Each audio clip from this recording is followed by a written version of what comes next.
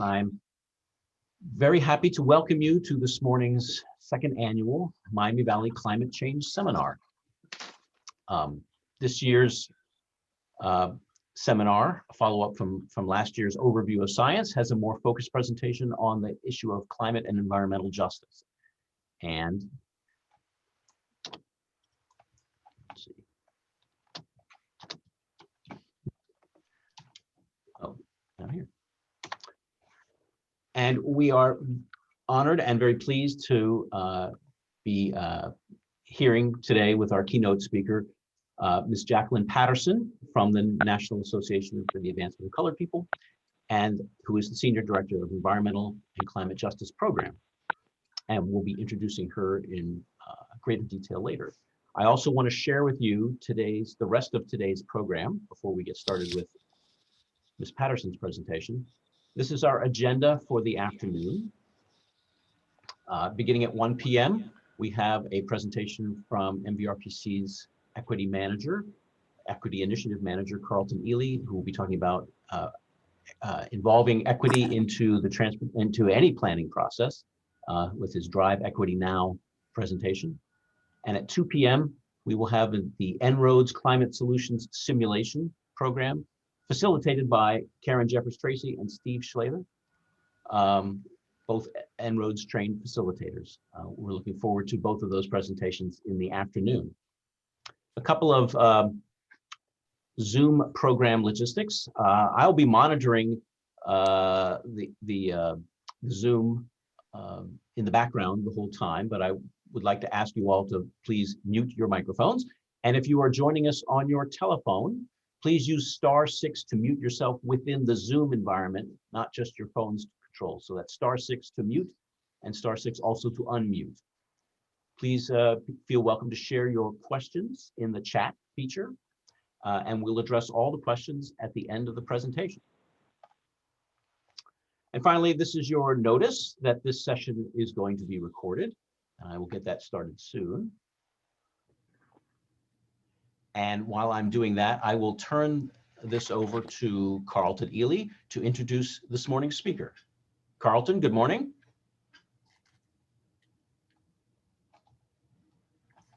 Good morning, and thank you, Matt, for setting up the climate seminar for today. Good morning to everyone who's participating. It is my pleasure to introduce Jackie Patterson. She is the Senior Director of the NAACP Environmental and Climate Justice Program. We are extremely grateful that she's serving as our keynote speaker for the second climate change seminar hosted by the Miami Valley Regional Planning Commission. Just as some background, I just want to indicate that currently there are actually 3 generations of active leadership in terms of experts who are working on the topic of environmental justice. Jackie Patterson is one of the second generation leaders who remains inspired not only by the trailblazers in the field, but she's expanding the socialization boundaries of institutions, whether they are nonprofits or whether they are within the environmental sector or working across a broad number of different sectors. She has been playing a very important role in terms of not only advancing the goal of environmental justice, but helping organizations like the NAACP to think more critically about climate justice and climate change. Ms. Patterson has worked as a researcher, a program manager, as a coordinator, as an activist working on women's rights, and advocate for racial justice, economic justice, environmental justice, and climate justice. Also, Jackie Patterson served as a senior women's rights policy analyst for Action Aid, where she integrated a women's rights lens for the issues of food rights, macroeconomics, and climate change, as well as working at the intersection of violence against women and HIV and AIDS. Jackie has written multiple articles and book chapters, including articles on the topic of climate change as a civil rights issue. She's also the author of Cold-Blooded, Putting Profits Before People. And she has also written a chapter in a book that was entitled A Circuitous Path to Climate Justice, which is a chapter in the book, All We Can Save. So Jackie holds a master's degree in social work from the University of Maryland and a master's degree in public health from Johns Hopkins University. And it is, again, our pleasure to have Jackie participating in the second climate change seminar sponsored by the Miami Valley Regional Planning Commission.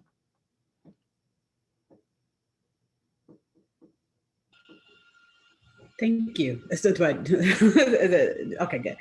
So good morning, everyone. It's good to be here with you all. And thank you for that lovely introduction. And thanks all for your interest in this topic. So I am just going to share a little bit of an overview of how we view this intersection between environmental and climate justice and our civil and human rights agenda as the NAACP, and through storytelling of some of the circumstances that we've encountered with the work, how our analysis around the intersectionality and inextricable interconnection between issues of gender justice, racial justice, economic justice, immigration rights, and so forth and so on. And then talk a little bit about some of the solutions and the changes that we are advancing to see true kind of justice and liberation, as well as including kind of preservation of our earth. So this is, so I will share my screen and sharing and telling the story. And hold on, let's see here. Let's have, okay. Host has disabled participant screen sharing. So if maybe the host could do make me a co-host or enable my screen sharing. Okay, awesome. Thank you so much. So here we go.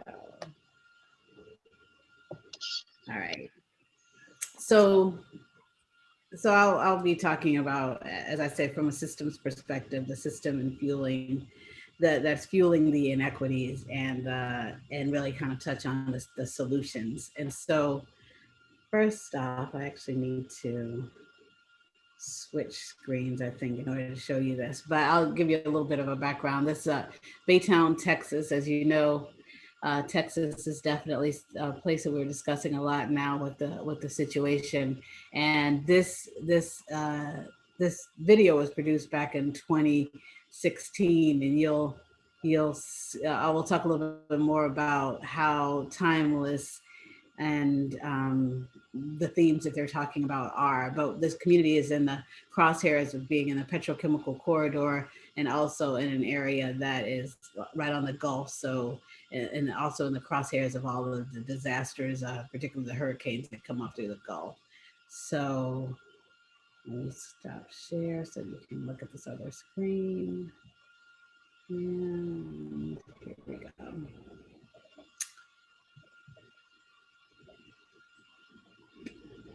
Hopefully, if it's, okay, good.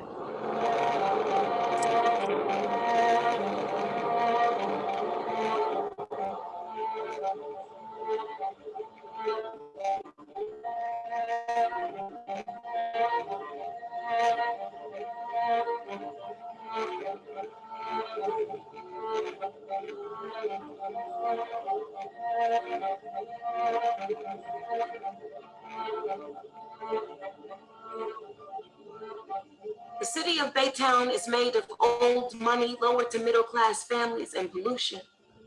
But if you get a job at a chemical plant, you don't have time to think of a solution. I guess my brother, my uncle, and my cousins are sellouts because they went industrial instead of the drug route. Refinery city lights and pipes run along Gulf Coast, smoke boats with salt. Yeah, it's a wonder. Anyone's able to take a breath. We're so used to it, we forget. Soon, the sons and daughters won't be able to drink the water. They say the first priority is the people, but the people are the ones being excluded and uprooted. Just ask Archer Courts, ask George Washington Carver Elementary, or ask the suburban lands. Exxon Sacrifice, AKA Brownwood neighborhood. God bless social media, but Flint ain't the only case of complexion without protection. Baytown, AKA dirty bay. It's surrounded by giant toxins, threatening the city in every way. We see the huge steel from our window sills make jokes as we choke. We've been possibly dying from this kind of poison oak. It's no mystery that the Black and brown communities are being targeted. Black lives matter, but not when they're expendable and making money is good for the market. Give them a fine, it's fine. They can afford it. With headaches, and shortness of breath, and watery eyes, they keep building, and we pay for it. Constantly trying to heal ourselves and repel the environmental destruction. Breathe it in, and breathe out.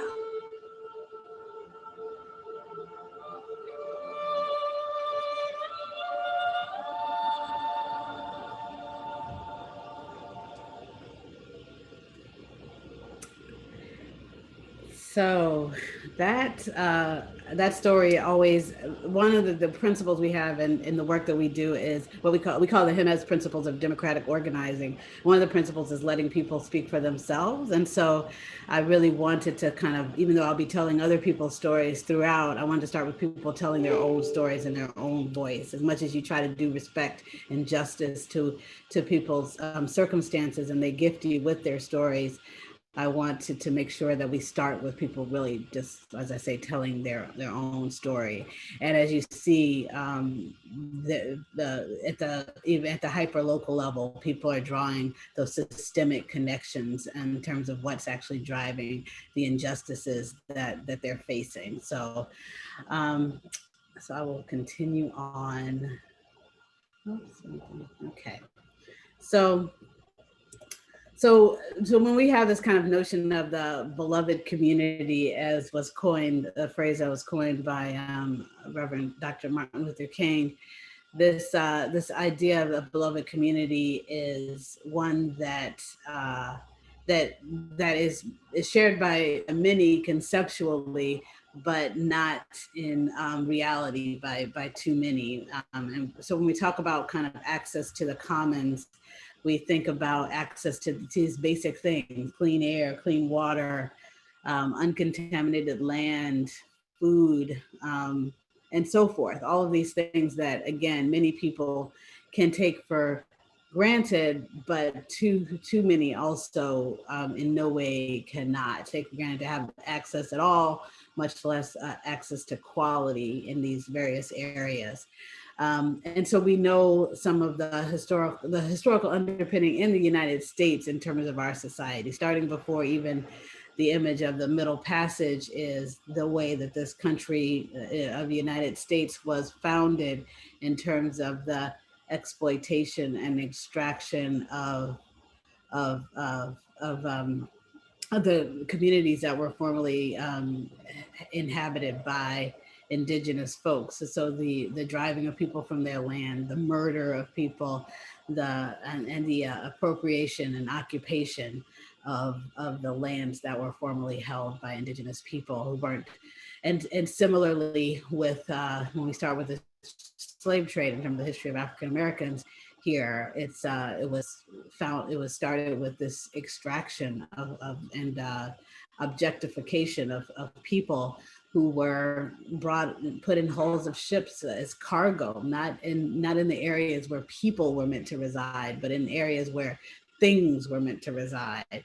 And so put in the hulls of a ship where that wasn't meant for human habitation, which meant in the Middle Passage, so many people died because they were in circumstances that they weren't supposed to, that weren't meant for humans. Again, the dehumanization of Black people started then and continues through to today, when we had the image of George Floyd with the knee on his neck being brought down as if he was an animal being brought to heel with no regard for his life. And in the same way, in that Middle Passage, people died and were just thrown over the hulls of ships as if, just as if we throw a piece of used tissue into the garbage pail.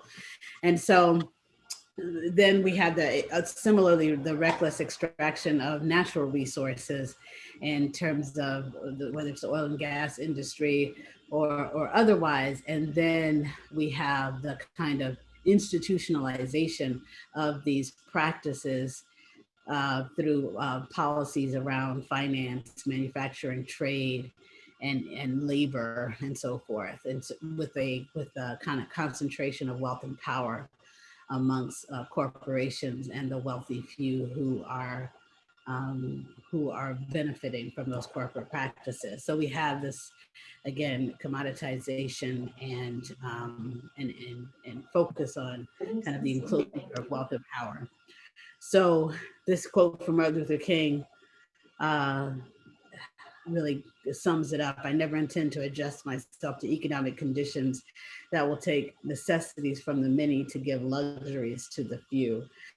And that's a situation we find ourselves in. And we find that visited through differentials and oppression based on economic status, the differential access to political power and education. And then we see the divisions and the oppression along the lines of gender, race, immigration status, and otherwise. And so therefore, the folks who are on the oppressed side of that continuum face kind of the constant violation of the rights to the human rights and civil rights that we should all be afforded. And so, quote, another quote, injustice anywhere is a threat to justice everywhere, because one thing that is often missing from, even as we talk about solutions, is this kind of notion that even well-meaning people have this notion that we're going to be doing this for them, meaning, you know, the oppressed people and so forth, the marginalized in our society, as if like we're doing this just for their benefit, as in kind of a charitable way, as opposed to seeing that we're all interconnected. And as they say, similar to this quote, no one is free when others are oppressed. And that's not necessarily, and as a woman, Lily Watson from Australia said, if you've come to help me, you're wasting your time. But if you've come because you feel that your liberation is bound with mine, then let us walk together. And that's the real orientation that we are trying to help folks to see in a way that might not be apparent when one is sitting in such privilege.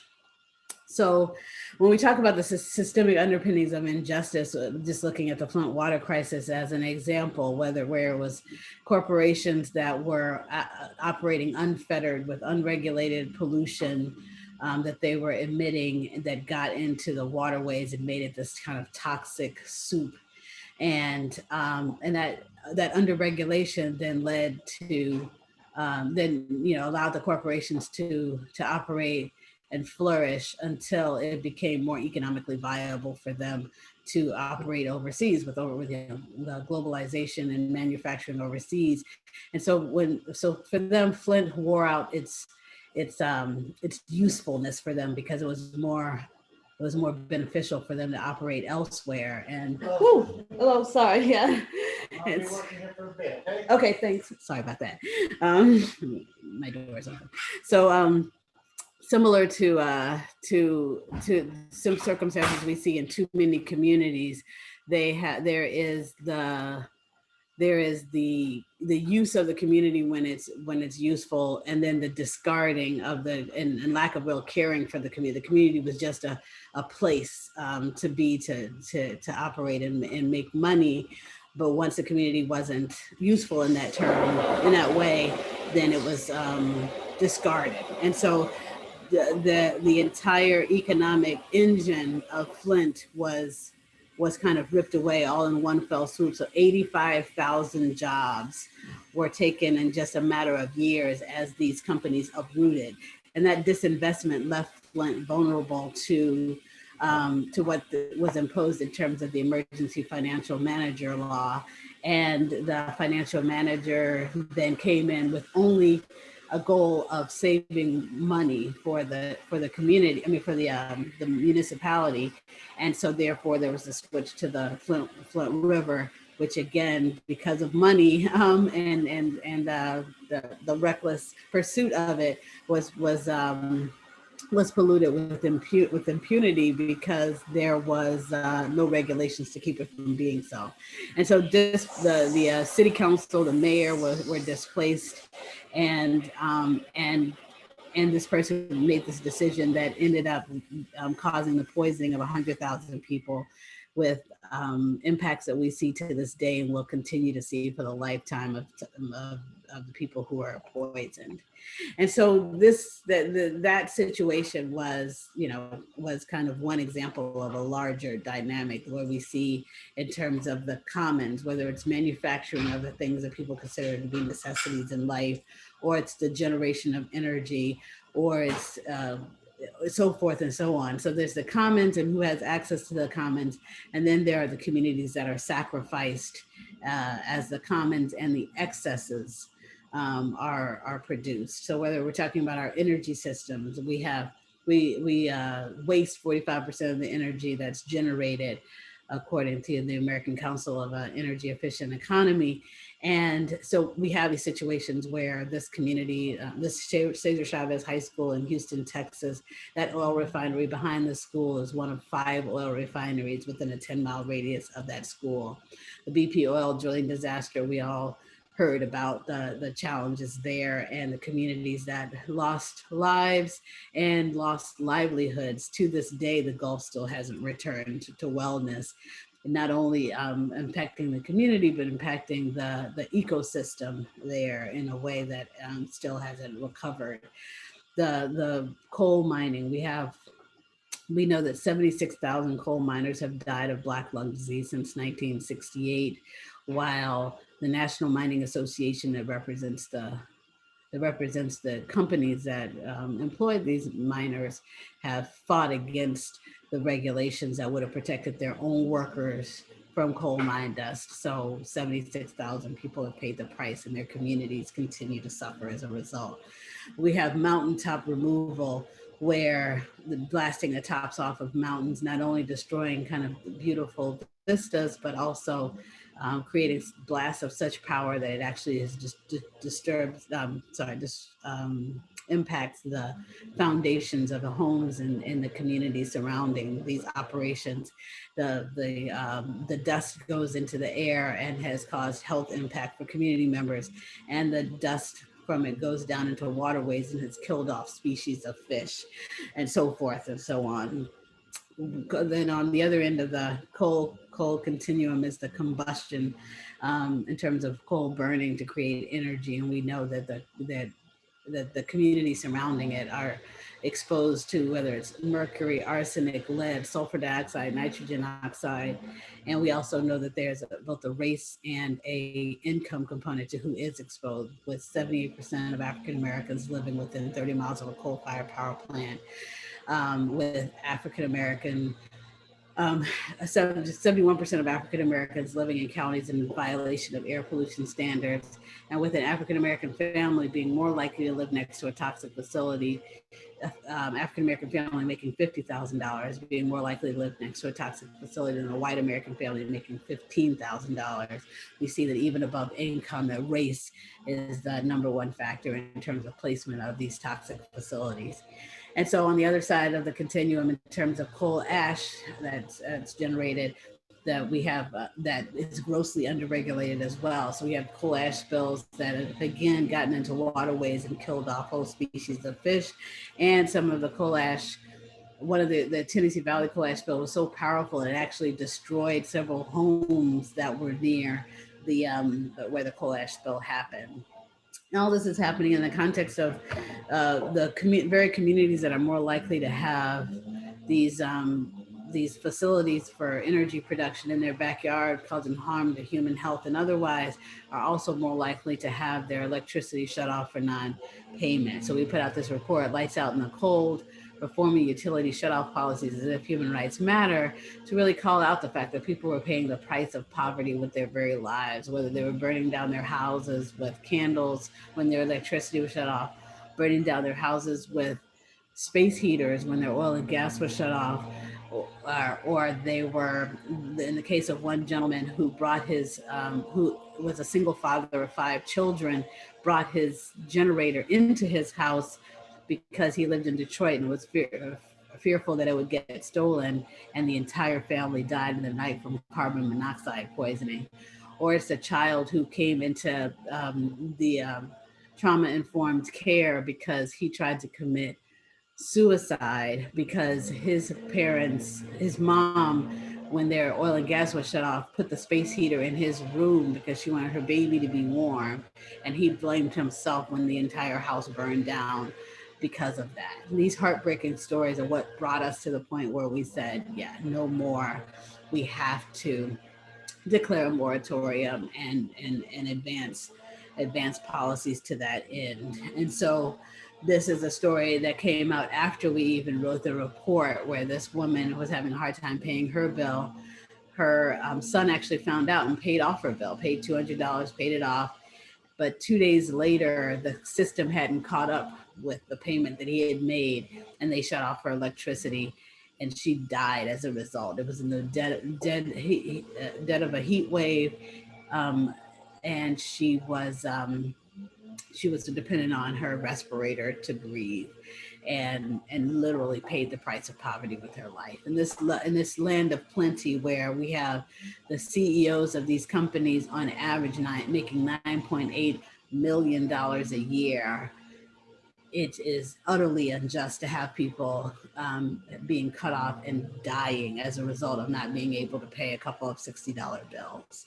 So as we think about our other systems, our waste systems, where the waste from the BP oil drilling disaster disproportionately went into communities of color, exposing them to the pollution from landfills, where we have incinerators that emit everything from cadmium to benzene, which is a known carcinogen, to methane, which is one of the number one greenhouse gas emissions that drive number two greenhouse gas emissions that drive climate change. These incinerators are disproportionately located in communities of color and low-income communities.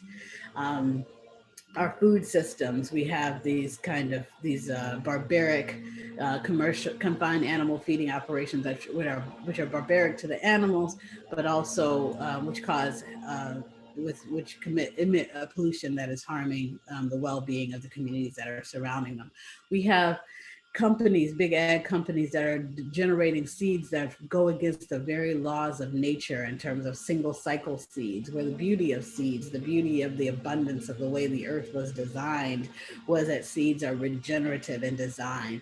And they make these seeds that only have one, that people call terminator seeds, that have that are not only kind of harmful to our ecosystem, but they've actually gone over and they've blown from one farm into family farms, like the big kind of commercial farms. They would blow over into neighboring family farms, and then they have a viral impact. So they take over and kind of somehow cannibalize the regenerative seeds, and then the family farmers then become dependent on buying these seeds, when before they were able to just have, the regular cyclical nature and regenerative nature of farming.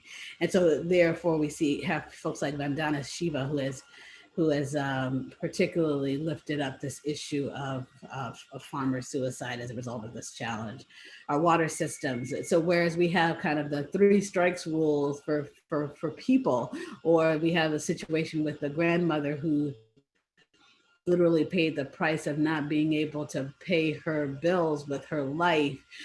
At the same time, you have companies like the Red Dog Mine operating with relative impunity that's allowed to violate the Clean Water Act 600 times and still be operating. And so these are the kinds of extreme injustices in a corporatocracy that concern us in terms of this notion of civil and human rights for all.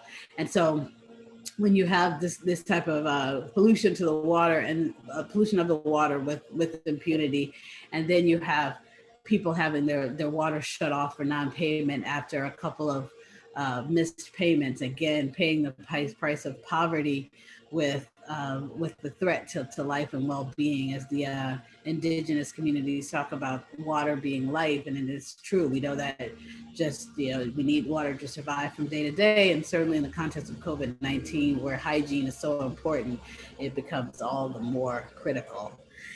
So when we talk about transportation and goods movement, we have another situation, just like where people are more likely to have their electricity shut off, but also more likely to be exposed to the pollution from electricity. Same thing with transportation, where communities are less likely to be mobile, but more likely to be impacted by near roadway air pollution. So the 1/5 of the United States that lives near roads with high pollution tend to be communities of color and low-income communities, and the health costs are significant.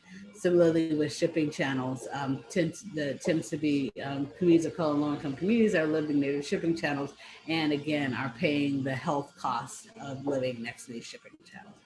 So when we talk about those impacts of all of these different exposures, from our energy system, our waste system, our water system, our food system, our transportation system, all of this is coming into our bodies. And because it tends to be certain communities that are exposed to all of those different things, then it's entering our bodies through air pollution, water pollution, soil contamination, resulting in the respiratory illnesses. We know African-American children are 3 to 5 times more likely to enter the hospital from an asthma attack, 2 to 3 times more likely to die of an asthma attack.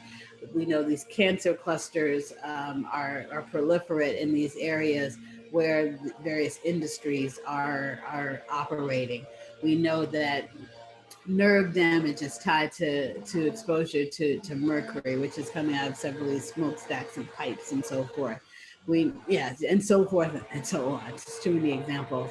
This is one family who was living next to a landfill that ended up contaminating the water supply because the landfill liner eroded, putting trichloroethylene, a known carcinogen, into the water supply. They discovered it when the family became a cancer cluster. Pardon, was there someone trying to interject? Oh, sorry. They discovered it when the family became a cancer cluster, and they also discovered that letters have been sent to the white families telling them not to drink the water. And for years, the black families hadn't received the letter, so they drank the water the entire time. And that's when they found out, through the proliferation of these cancers, rare and early cancers, as well as birth defects. And so as a result, they received a multi-million-dollar settlement, but that's certainly not going to bring back the life or the well-being of the family. And I'll also add that in addition to the white families getting the letters not to drink the water, also the white families, there was a shelter for animals that was put on a alternate form of water. And the black families didn't get any notice, much less receive any alternate form of water, but yet animals were considered to be more of value and consideration than the black families, who are now a cancer cluster. So these are the depth of injustice that we're seeing because of the system that we're under. This is a Navajo family in the Four Corners region. That coal-fired power plant behind them is one of 4 coal-fired power plants within a 30-mile radius of where they're standing on Navajo lands. But what is the ultimate injustice, in addition to the level of pollution that they're experiencing, they hold a picture of someone in their family who passed away from COPD. They reference the woman on the left who is pregnant, and they know that mercury is a known endocrine disruptor, and they wonder what that's going to do for her pregnancy. The other folks in the family, other children, have asthma and so forth. But what also adds insult to injury is those 2 coolers are on the porch because they, like 70% of the people on the Navajo land there, do not have access to electricity or running water. So while these 4 coal plants are putting pollution into their communities all day, every day, they're going to power Las Vegas and Phoenix, while the communities that the land that they reside on isn't even benefiting from the resource that they're producing. So when we talk about intersections, we also reference this. There's a story, this person these grandparents came to a training that we had, and they were late for the training, and they said they had to take their son once again to the emergency room for his asthma. He lives 2 miles away from a coal-fired power plant. They shared with us this picture of the medicines that he needs to get from day to day just to continue breathing. They also shared this picture of him looking on while a child was playing in the fountain, because they said this is his life. He's looking on while other children are playing, but he can't play like them because of his compromised air, lung capacity. He's often looking on while kids are going to school, running for the school bus, but he can't go to school on certain days that are poor air quality days because of his asthma. So when the kids are not able to go to school like other kids, which too many African-American kids are in that circumstance because of asthma in these communities, or they're in school and having a hard time paying attention because lead and manganese and both interfere with cognitive functioning, and the kids are often more exposed there. Or they're in school and the school doesn't have the same level of quality, because the studies show that if you're living next to a toxic facility, your property values on average are 15% lower. And many of the facilities themselves get a tax break, so they're not even necessarily contributing as much to the tax base of the community. And so with property values being assessed and under contributing to the school systems, then that also compromises the ability of a child to be able to achieve grade level. And studies show that if you're not on grade level by the 3rd grade, you're more likely to enter into the school to prison pipeline. So these again are the connections that we're making as it relates to our social justice issues. And yet we find that as these pollution clusters come up in our communities, whether it's the Flint water crisis, the East Chicago lead and arsenic crisis, the Mercaptan oil spill in Alabama, then we find that the responses, or the Holt family and their exposure to the landfill pollution, the response is always years in the making, if not decades in certain situations. And we contrast that with the Porter Ranch gas leak, which was a wealthy white community where within months within months the spill was completely cleaned up, and within months they were given the multi-million-dollar settlements that these communities, after decades or years, haven't even seen close to that level of compensation. So we see this kind of difference in impact, or in responses.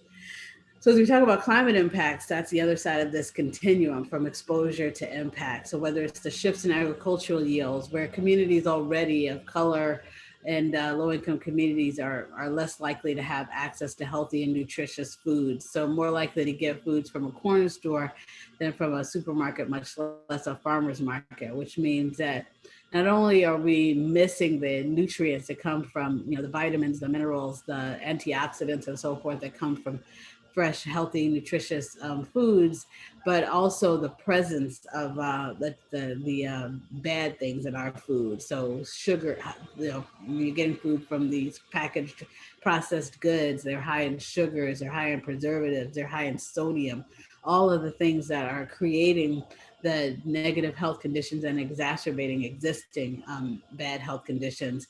So it results in the very pre-existing conditions that are making us most vulnerable to COVID-19. And we trace this back to redlining and to modern day gentrification and displacement and on and on. One of my friends has her son, Milo. He was 6 years old. He came home from school and he said, "Mom, why are all the Black kids rich?" Because he's white and she was white. And she said, why do you think that, Milo? And he said, well, they all have for lunch like Doritos and Cheetos and Fritos, and all I have is like celery or carrots or whatever. And so we both kind of, it was just such a bittersweet moment. It's just the innocence of youth, in terms of what he thought was a good thing, and the tragedy of like what he was observing as the truth of this kind of food food injustice and food insecurity that happens in communities and what people have access to.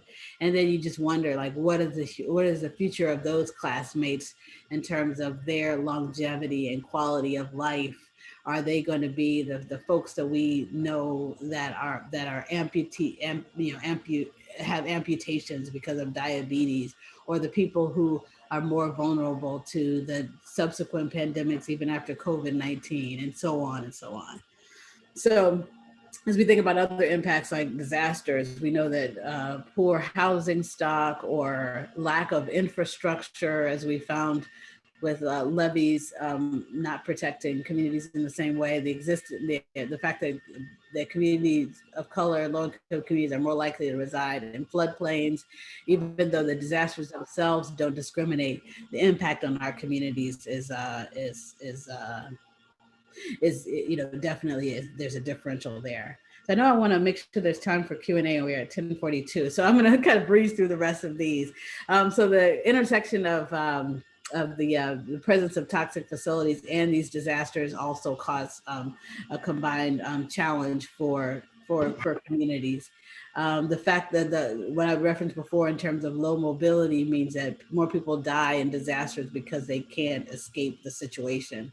People who are in prisons have the compounded challenge around environmental injustice, and even after the hurricanes, they were abandoned in their cells. We know even the day-to-day, as we talk about heat, urban heat islands and heat exposure, that the inmates are having challenges around not having proper ventilation and so forth. Sea level also impacting in terms of flooding and displacement.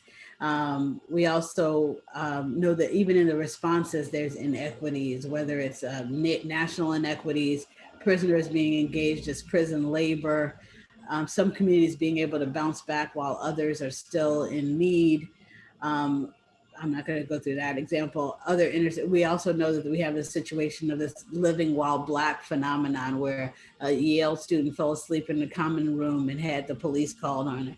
The gentleman in Starbucks had the police called on him. This person at an Airbnb had the police called on. Just kind of existing and doing the things that other people can take for granted result in racial profiling. This is a story that happened after Hurricane Katrina, where there's the same day, same Associated Press told the same story in different ways, where when it was two white people, it said two residents wade through chest-deep floodwaters after finding bread and soda from a local grocery store.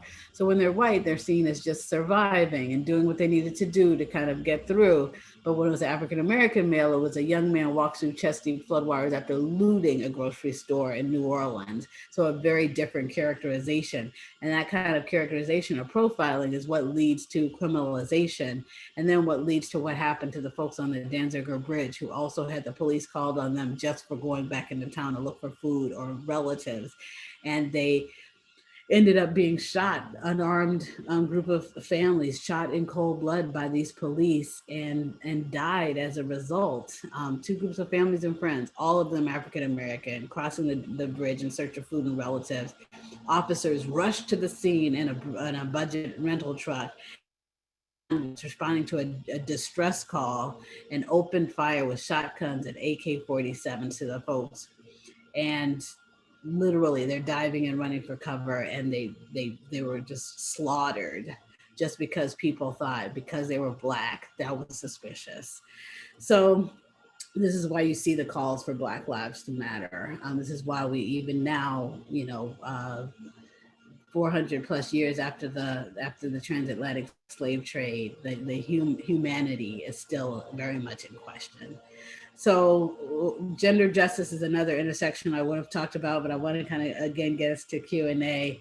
Immigration justice is another issue. We talk about people come, as they say, Central America's choice, pray for rain or migrate. So many of the folks, because of climate change, which we as 4% of the population, yet 25% of the emissions that drive climate change, but yet still when people come seeking refuge, really seeking a way to just feed their families or put food on the table or have a livelihood, instead of welcoming people and actually just out of altruism altruism and love for humanity, or even just responsibility for the fact that we are driving the circumstances that are taking them away from their countries.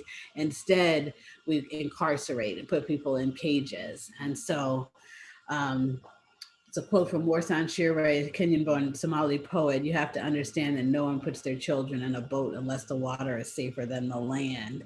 So as we talk about we know that even as we try to implement solutions to these issues, we have false solutions, market-based mechanisms, cutting down trees for biomass or to grow corn for ethanol. I'm talking about population control, kind of these false technologies like clean coal, unnatural gas, which also has a myriad challenges from earthquakes to water contamination and so forth. And then also even some of our climate action plans, if not done right, if not led by frontline communities, can result in gentrification and displacement of communities. And yet we know the moneyed, as we talked about in the very beginning, the moneyed influences that have gotten us to where we are. We put out this report, Fossil Fuel Foolery, an illustrated primer on the top 10 manipulation tactics of the fossil fuel industry. And so we really talk about how these groups pay into groups like ALEC that undermine our democracy with voter suppression laws and so forth and so on. All the false narratives, even around claiming that global warming or climate change doesn't even exist, even though it's staring us right in the face. The cutting back of regulations that we've seen. And then just kind of the displacement of our democracy that continues. So as we talk about the changes that we need to enact, hopefully through this kind of in-depth presentation, you get a sense of like how deeply flawed we are in terms of our systems that have created, as I said, a corporatocracy that cares more about enclosure of wealth for a few than the well-being of the many. And how each of these systems are implicated and integrated into that systemic inequity. So we talk about a just transition framework that moves us away from an extractive economy that's all about enclosure of wealth and power and exploitation in so doing, and moves us to a living economy that's really embodying cooperation, regenerative practices, and deep democracy.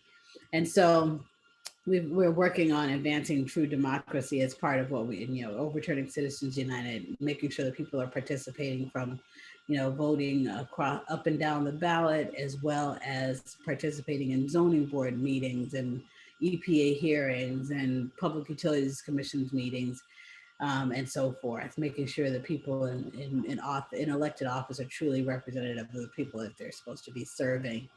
We're really pushing for us to kind of be the change we want to see in the world, whether it's kind of protesting in different places, using our pocketbooks, like we did a boycott of move all of our money out of Bank of America until they stopped funding coal. Those kind of citizens' actions, really recognizing intersectionality with gender justice, international justice, and immigration rights is critical to the environmental and climate justice agenda, including racial justice, and so forth. So these are just some of the moving towards a regenerative and distributed system of generating energy, power without pollution, energy without injustice. These are just some of the ways that we're doing that, including regenerative local food systems that are making sure that we have healthy and nutritious food access for everyone, improving our educational systems with green schools, transitioning from waste systems from dumping or burning waste to recovering and recycling waste, creating more jobs and preserving the environment, moving us away from kind of single vehicle transit to public transit. As they say, 1,000 more buses, 1,000 less police, moving us towards equitable and affordable housing that's actually sustainable, really recognizing water as a human right and ensuring that there is clean water for all. Similarly, making sure that everyone has an opportunity to be a part of their life, gaining a viable livelihood. And then really not forgetting the soft skills and the soft approaches, including social cohesion, restorative justice, healing justice. And as we kind of go into Q&A, I just want to wrap with a slight bit of humor, but really, as I started before at the very beginning about the need for people to be able to tell their own stories, because even a well-meaning person like me can reframe someone else's story in a way that doesn't necessarily convey what they would like to convey if they were telling their own story. This is an African proverb: until lions write their own history, the tale of the hunt will always glorify the hunter. And I was watching Saturday Night Live, and they were doing their weekend update, this kind of thing where they're kind of telling news and spicing it in with humorous news stories. So they were saying, as was told in a local newspaper, hunter, thinking deer was dead, was injured as the deer jumped up and gored him. So the headline was "Deer Attacks Hunter." And then they said, or as the story was told in the deer community, serial killer injured as victim fights back. And so that is the kind of reframe that we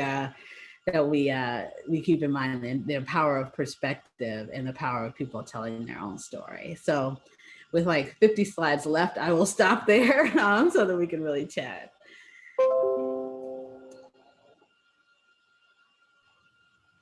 Thank you, Ms. Patterson. Thank you for that very broad and great start to our conversation in our region about environmental justice and climate justice.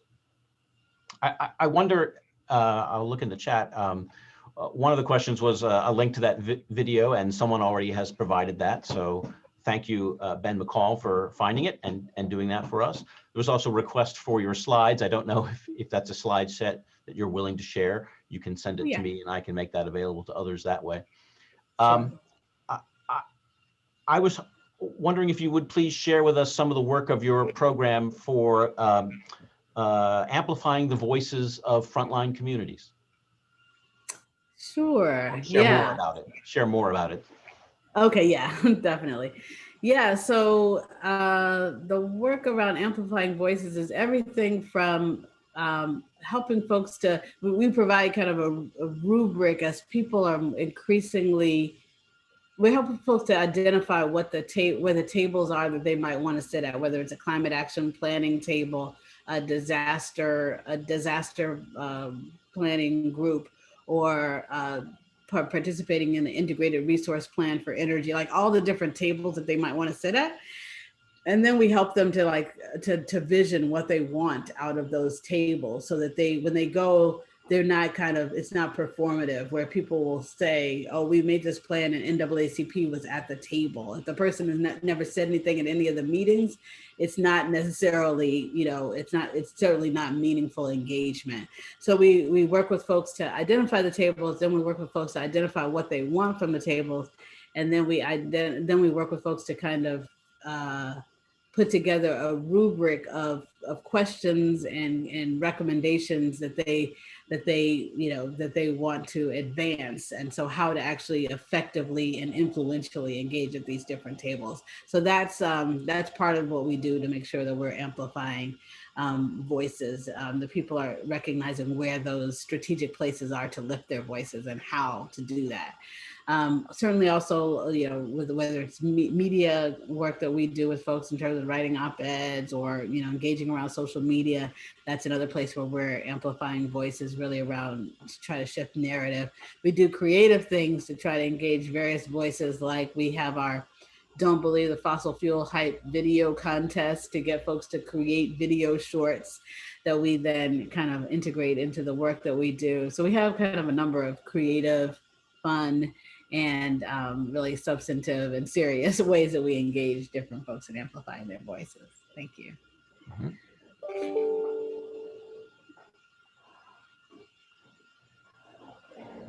Oh, thanks, Meg.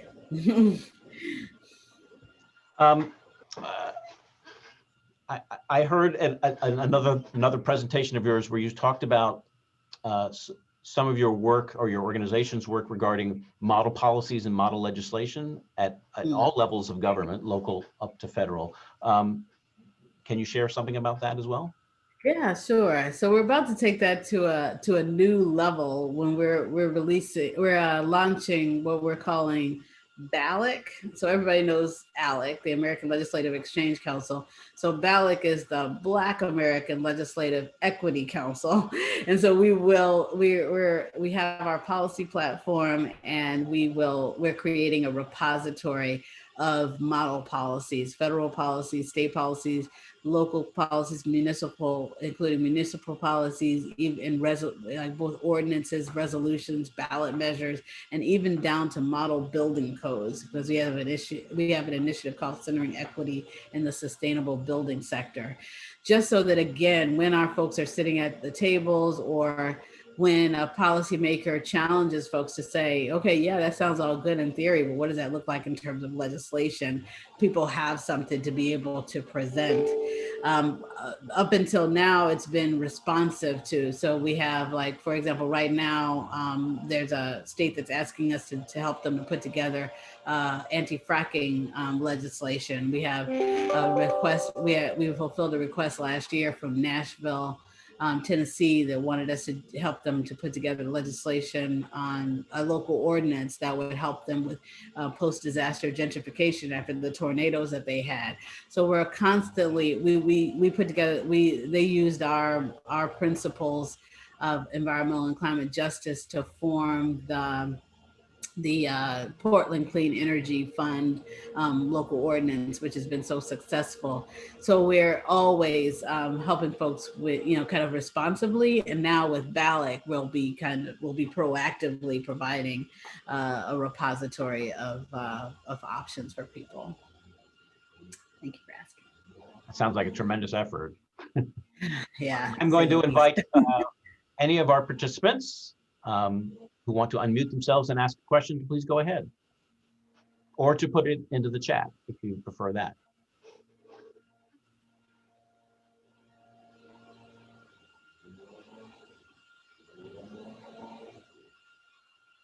Thank you, Jackie. Carlton Ely, the Miami Valley Regional Planning Commission. The NAACP is a longstanding civil rights organization, and obviously the NAACP isn't the only one in the nation. We appreciate certainly the leadership that your organization is doing on issues of climate change and climate justice. But can you help us to understand how many of the other organizations that are focusing on civil rights are making that connection with climate justice? Are there any networks that you regularly work with on a ongoing basis in order to help thread the needle in terms of how this particular policy concern is relevant to other issues that may not have always been, central issues that one will focus on because you're so busy trying to deal with immediate concerns as opposed to the much larger issues? Yeah, thank you. Very good question. Yeah, so that's definitely evolving. We have some groups that are, so for example, there's a recent launch last year of the National Black Environmental Justice Network, which pulls together folks to try to really make those connections and push for changes. We have the EJ Leadership Forum, which has existed for a while. So Environmental Justice Leadership Forum that's anchored by We Act for Environmental Justice, that consists of various organizations that are working on the front lines.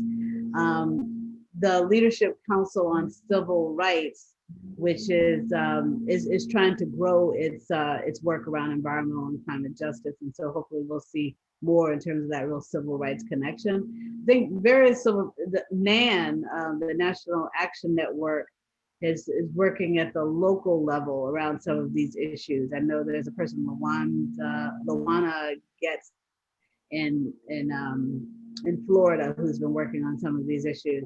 Some of the larger civil rights organizations are still kind of finding their way in it, and but those are some examples of some of the frontline groups that are connecting some of the kind of decent efforts of some of the larger groups. Thank you.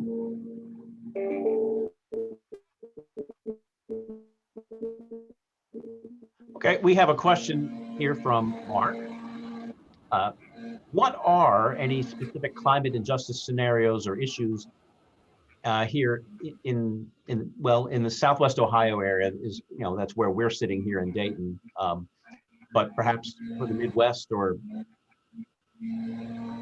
Yeah, so for the Midwest, there's a couple of things. One is some of the work around kind of, we have this initiative we launched called the Black Labor Initiative on Just Transition.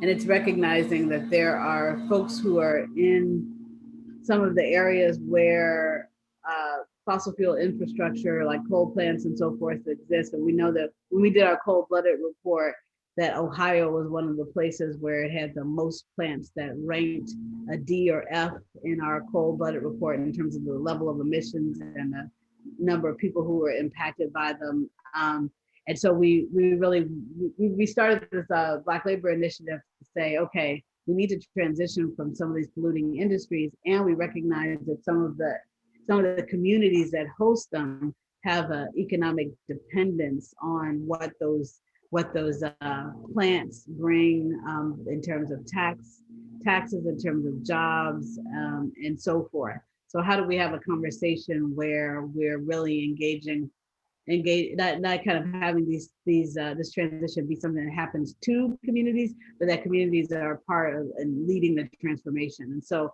Ohio has been a place where we've got a number of people who have been interested in that conversation.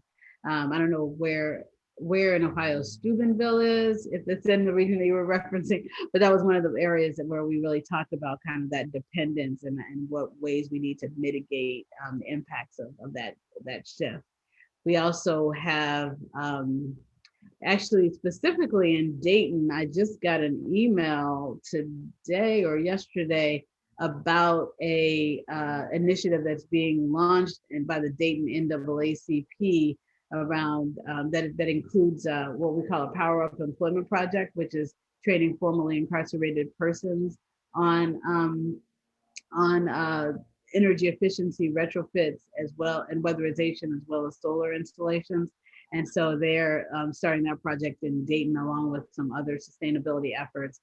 Also in Ohio, that is actually one of the places that approached us about wanting to address the fracking impacts in the community. So that was another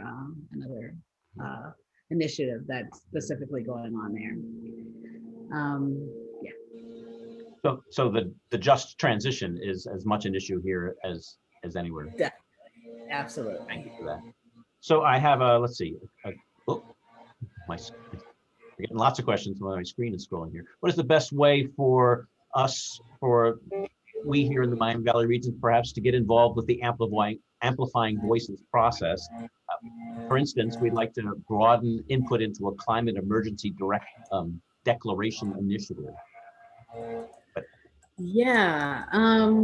So for us, in our, because we have 2,200 branches and chapters, everything we do kind of, and that even overwhelms us. So everything we do kind of starts and ends with the state and local NAACP. So any interest in being engaged in any of the initiatives that we talk about kind of tends to be through the state and local NAACP, because that's who we serve. So I would just recommend connecting directly in there with the state or local NAACP. Yeah. Yeah. Yes, let's encourage all kinds of partnerships like just like that. Do you believe there are any associations between the placement of toxic power plants and their proximity to major waterways throughout the U.S., but more specifically near the Ohio River? Yes. Yeah. So definitely because like, for example, energy production and a lot of these manufacturing processes rely on water. So they're placed on the water because they use that, like, so nuclear plants use the water as cooling. Coal plants use the water to generate the steam that turns the turbines and generates the power, and so forth and so on. They all rely on water in some way. So there tends to be that tie. And so that relationship means that we have many waterways that end up being contaminated, and we have communities that are sustenance fisher folks who are fishing out of those waters and end up with various poisoning from the waterways. we have yeah, anyway, so that's definitely an issue across the across the board. Yeah, I'll stop there. Okay. Mhm. Would you share a favorite success story from some of your work with the Environmental and Climate Justice Program? Yeah, sure. I don't know why they decided they needed to mow the grass at this moment. I hope you can still hear me. But We can. okay, good, thank you. So and they got closer when I said that. But anyway, so what I'd say my favorite success story is working with the Genesee Center for Domestic Violence Prevention and Intervention. Can you hear me? Okay. You're fading out, but please, yeah, go ahead. It's really getting worse. I wish I could have a remote control to close the door, but anyway, the Genesee Center for Domestic Violence Prevention and Intervention, we did a solar installation project there on their transitional housing, which provided them with an array that enabled them to repurpose the money that they would have put into electricity into the services that they provide. But most excitingly was the women who were residents of the transitional housing were also trained in solar installation. And so now they are all living independently, away from their abusers, and financial security is one of the things that keeps women in abusive relationships. And they are gainfully employed in the solar industry as a result. So that kind of multi-solving really is my favorite in terms of, gender justice, economic justice, preservation of the planet, improving the services offered by the facility. Anyway, so all of that was there. So that's one of our favorite types of projects. Do you want to take a second to close that door? Is that a possible? Is that a possibility? Yeah, I will close it. Hold on 1 second.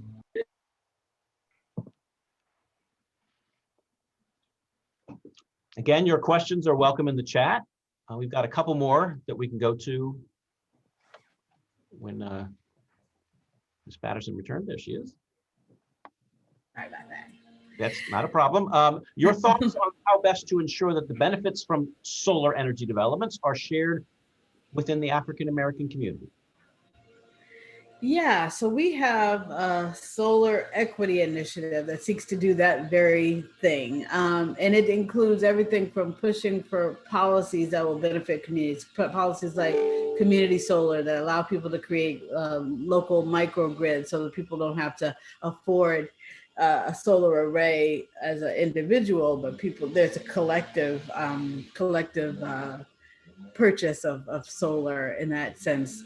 We push for policies like local hire provisions and disadvantaged business enterprise provisions that are tied to energy policies, so that people not only see solar as something that in terms of energy provide in helping to secure energy security, but also as an economic opportunity for communities. So we really push for local hire provisions, disadvantaged business enterprise provisions, fair chance hiring, given the over-criminalization of our communities and the need to make sure that people have employment opportunities. And we work with companies to help folks to be vendors as part of the solar economy, and to be able to get high road jobs in the solar economy. So we also work with groups like Grid Alternatives that provides free solar installations for households below 80% of the area median income. So we really want to work to make sure that folks across the economic strata have access to the opportunities in the solar economy. So those are a few examples.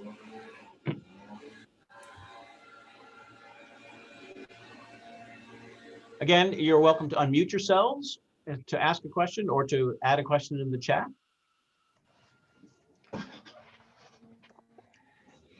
So quick time check. Sorry, I didn't know what time we were scheduled for. We have,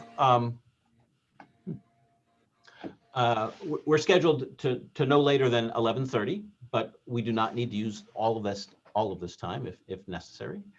Not necessary. I will I just want to make sure. Reminder about our afternoon session. Oh, yeah. Our 1 p.m. session with Carlton Ely and our 2 p.m. session on En-ROADS coming up. You use the very same link you used for this session, and you'll be able to jump back into the Zoom meeting at any time you wish to join either or both of those sessions using the same link.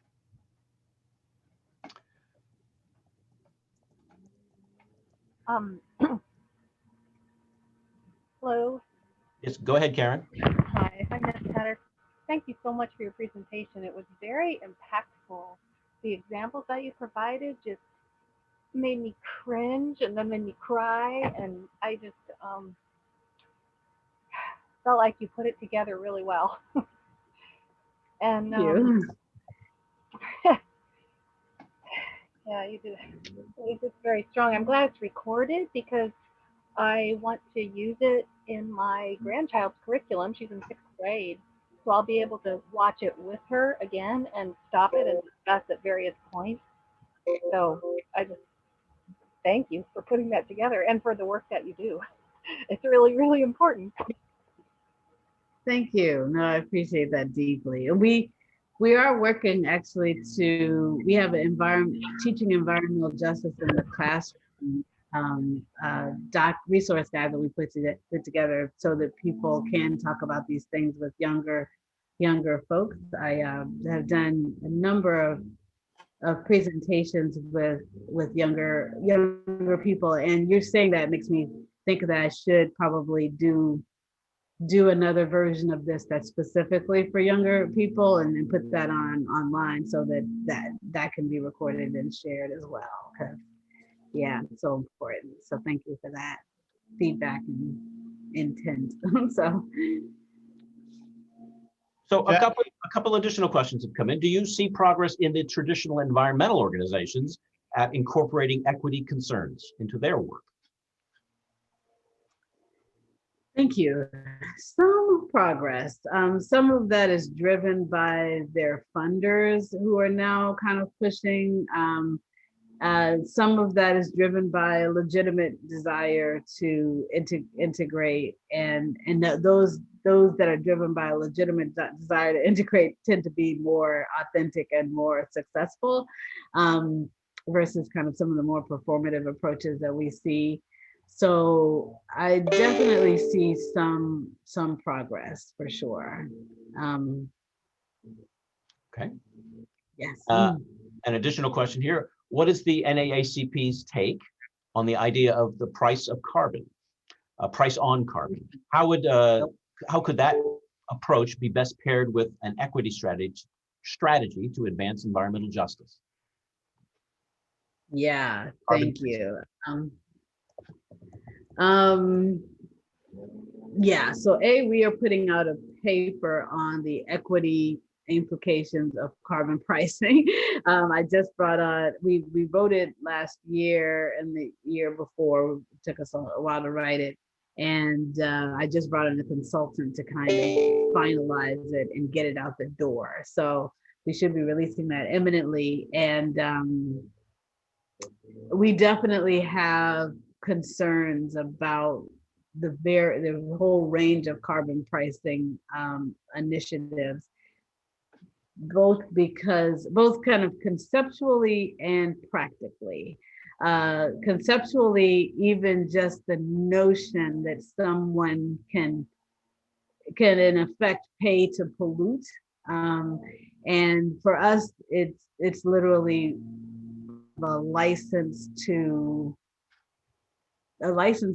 murder, when we really kind of to come down to what pollution results in for communities. And so for someone to be able to kind of pay a little bit of money and continue to release fatal toxins into the atmosphere just kind of runs in the face of kind of any notion of justice and certainly equity. And so that's one thing just from a purely conceptual standpoint. And then practically, it also means that that sometimes people are that if people are kind of have to pay more in order to operate, it means that they are going to operate, kind of shift their operations, because again, this is the capitalist system, enclosure of wealth and power. So they're going to continue to or increase operating in places where it's least expensive. That's just business, a business model. They'll continue to operate in places that are least expensive to operate, and those tend to be the communities that are already overburdened. And so we talk about what they call hotspots happening in those areas. And so a lot of times when these various models around carbon pricing are put together, they will talk about carbon fee and dividend, and so they'll say to us like, oh, well, but people are going to be getting money. And it's like, okay, yeah, if you're going to tell me that you're going to run me over with your car and then give me a check to buy the crutches that I'll need afterwards, that's not really justice, And so it doesn't mitigate, like the notion of this dividend doesn't mitigate the fact that it's paying to pollute and paying to murder ourselves and the planet on which we all rely for our existence. So that's kind of, in a nutshell, our view on carbon pricing, and we really want to see more of a regulatory, like not a market-based mechanism, but a regulatory mechanism in terms of saying, yeah. Thank you for that. Mm-hmm. A question on terminology. Does the branding of climate justice make the idea harder to sell to the public as a whole, rather than just the simple label of environmental justice? Some people may deny climate change facts or climate science, but there's less of a movement to deny environmental science. So is this a question that your organization has pondered? Not so much as, because it's not like that's what we like. If we're doing an event in a community or whatever, it's not like, it doesn't have like climate justice on the that's not the billing for the event, so to speak. It's more like whatever the issue is. So if if I'm in a community and we're talking about food justice, we'll talk, the framing will be about food justice. Or if we're talking about disasters, the framing will be about disasters. We really work on kind of meeting people where they are. And as they say, all politics are local. So we don't want to over politicize something to the extent that it ends up being a detriment to the goal. So we really focus the conversation on whatever it is that's going to bring people to the table, and that's going to resonate with people, and that is going to compel people to action. And usually when we talk in a very hyper local way, those values and those actions are a lot more crystallized than when we talk about it at a national scale, where one size certainly doesn't fit all. So. Thank you for that. A comment from Phil Lepla. Ms. Patterson, the Dayton unit NAACP is very involved in solar development in support of the Edgemont Community Initiative here in Dayton. We appreciated the efforts of Catherine Egland and Denise Abdul Rahman at their Monday night forum. So good. Good to know, Thank you. Good to know that these partnerships already exist. So yes. Yes, absolutely. Yes, we're excited about that. That's the email I got this morning. Yeah. And I did notice that Mr. Moore had his hand up, Zoom hand up, but then it went back down. Did you have a question, sir? No, I meant to hit the chat button. I accidentally raised my hand, so disregard. Terrific. All right. Well, we've come to 11:20. Ms. Patterson, do you have any final remarks you'd like to, or thoughts you'd like to share with our group this morning? Not particularly. I mean, I think everything was kind of surface. I'm just, again, very glad that you all are engaging around this and interested in this topic. And we, and super thrilled that the NAACP there at the state and local level is really taking leadership both in the region of Ohio and in Ohio as a whole.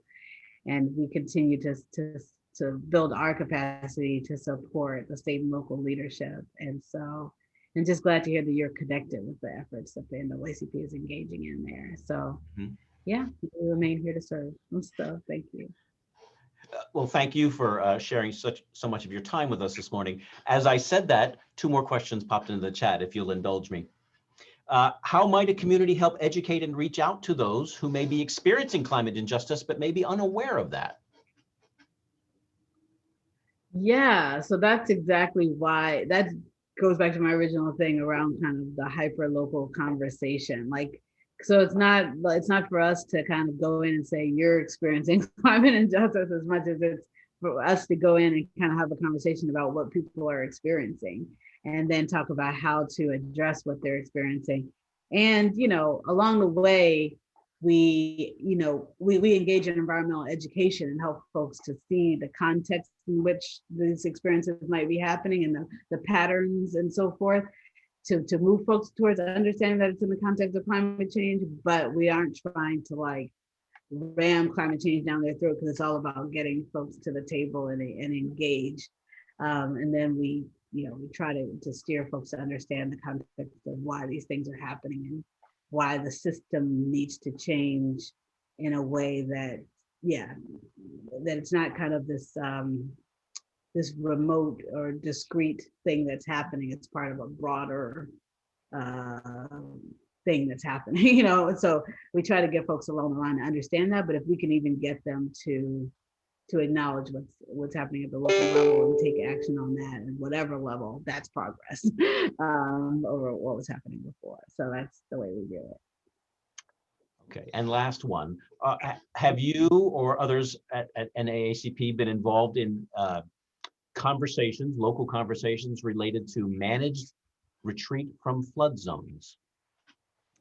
Yes, in fact, we launched in October a just and equitable response to sea level rise and flood management certification program. So we have it's a 2-tiered program that we're doing with NOAA, Climate Central, the Sea Grant Program, and the Association of State Floodplain Managers. So absolutely, and it specifically talks about managed retreats and how to engage communities around self-determination around managed retreat. So absolutely.